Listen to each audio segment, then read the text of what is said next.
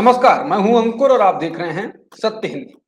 आज हम बात करने जा रहे हैं समान नागरिक संहिता यानी यूनिफॉर्म सिविल कोड की, जो उत्तराखंड में लाने की घोषणा की जा चुकी है। तो आइए अब खबर पर बढ़ते हैं।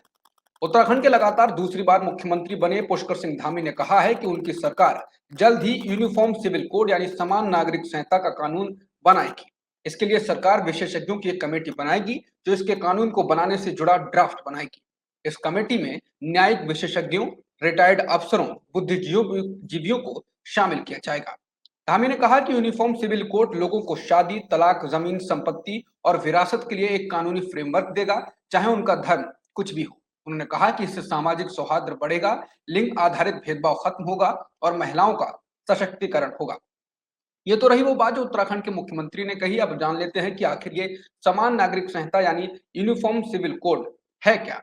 अगर परिभाषा के तौर पर देखें तो यूनिफॉर्म सिविल कोड यानी समान नागरिक संहिता का अर्थ होता है भारत में रहने वाले हर नागरिक के लिए एक समान कानून, चाहे व्यक्ति किसी भी धर्म या जाति का क्यों ना हो। समान नागरिक संहिता में शादी, तलाक और जमीन जायदाद के बंटवारे में सभी धर्मों के लिए एक कानून लागू होगा। जो लोग नहीं जानते उनके लिए बता दें कि अब तक हिंदुओं के विवाह पर अपने अलग कानून हैं, जबकि मुसलमानों के अपने अलग पर्सनल लॉ हैं। इसी तरह कैथोलिक और पारसी लोगों के अपने अलग अलग कानून हैं। यूनिफॉर्म सिविल कोड संविधान के अनुच्छेद 44 के अंतर्गत आता है। ये राज्य के नीति निर्देशक सिद्धांतों यानी directive principles of state policy में एक है। ये बताता है कि राज्य भारत के पूरे क्षेत्र में नागरिकों के लिए एक समान नागरिक संहिता को सुरक्षित करने का प्रयास करेगा। हाँ, ये मौलिक अधिकार, ये संवैधानिक गारंटी नहीं है।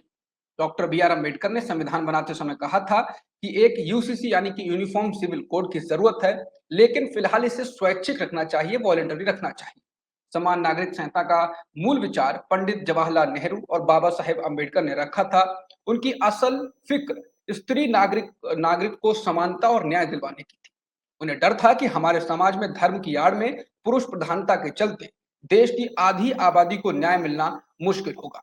उनका सोचना था कि न्याय और बराबरी के लोकतांत्रिक मूल्यों पर आधारित समान नागरिक संहिता द्वारा भारतीय स्त्री को घर, परिवार एवं शादी ब्याह जैसे मामलों में कानूनी संरक्षण मुहैया करवाना लाजमी होगा। आजादी के बाद भारत में बनी पहली सरकार हिंदू कोड बिल लेकर भी आई, जिसका उद्देश्य बताया गया कि यह हिंदू समाज की महिलाओं को उन पर लगी बेड़ियों से मुक्ति दिलाने का काम करेगा। मगर हिंदू कोड बिल को संसद में इसका जोरदार विरोध किया गया था।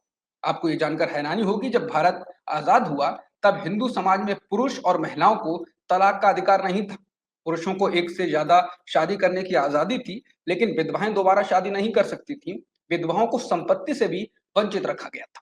हालांकि देश के पहले प्रधानमंत्री जवाहरलाल नेहरू ने 1955 में हिंदू मैरिज एक्ट बनाया, जिसमें तलाक को कानूनी मान्यता देने के अलावा अंतरजातीय विवाह को भी मान्यता दी गई, मगर एक से ज्यादा शादी को गैर कानूनी ही रखा गया।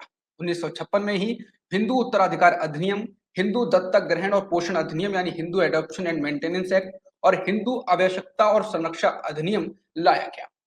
इसके अलावा हिंदुओं के लिए बनाए गए कोड के दायरे में सिखों, बौद्ध और जैन धर्म के अनुयायियों को भी लाया गया, उनको इसमें शामिल किया गया। ये सभी कानून महिलाओं को समाज में बराबरी का दर्जा देने के लिए लाए गए थे। इसके तहत पहली बार महिलाओं को संपत्ति में अधिकार दिया गया, लड़कियों को गोद लेने पर जोर दिया गया। दूसरी तरफ भारत में मुसलमानों के शादी ब्याह, तलाक और उत्तराधिकार के मामलों का फैसला शरीयत के मुताबिक होता रहा, जिसे मोमिनन लॉ के नाम से जाना जाता है। वहीं अब बहुत सारे प्रगतिशील लोगों को लगता है कि अब समय के साथ बदलने का वक्त आ गया है और बहुत सारे समाज सुधारों की आवश्यकता जरूरी हो गई है।